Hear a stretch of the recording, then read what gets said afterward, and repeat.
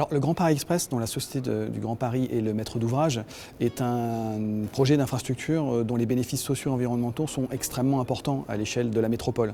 D'abord, ils vont permettre effectivement d'utiliser un peu moins la voiture par un ajout d'une infrastructure de transport de 200 km de lignes nouvelles de métro autour de Paris en rocade. C'est plus de 2 millions d'usagers à terme, une fois la mise en service, qui vont l'emprunter. Ça va permettre aussi du coup de désaturer le réseau de métro existant, mais aussi les RER notamment au cœur des agglomérations. Ça, c'est le premier point. Le deuxième point, c'est aussi une façon, autour des 68 gares que nous allons créer avec ce réseau de transport, de repenser la ville sur la ville et de repenser la ville pour ses habitants, en évitant notamment l'étalement urbain, en évitant la consommation de terres agricoles ou l'artificialisation des sols.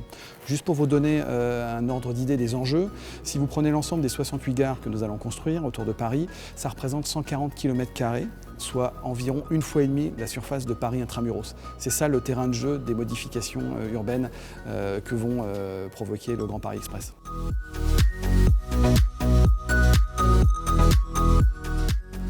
Donc si on met ces deux éléments les uns côte à côte, on arrive effectivement à un bilan carbone qui est de l'ordre de 800 000 à 1,3 million de tonnes de CO2 économisées chaque année une fois que cette infrastructure sera mise en service. Ça correspond globalement à la consommation en carbone d'une ville moyenne de 120 000 habitants.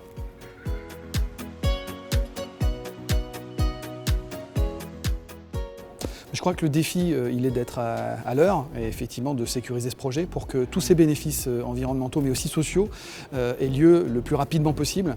Et donc l'ensemble des collaborateurs de la Société du Grand Paris, mais aussi l'ensemble des entreprises qui travaillent sur nos 130 chantiers actuels sont tous mobilisés pour être au rendez-vous et notamment pour pouvoir faire face, grâce à ce projet, aux enjeux climatiques et sociaux qui sont devant nous.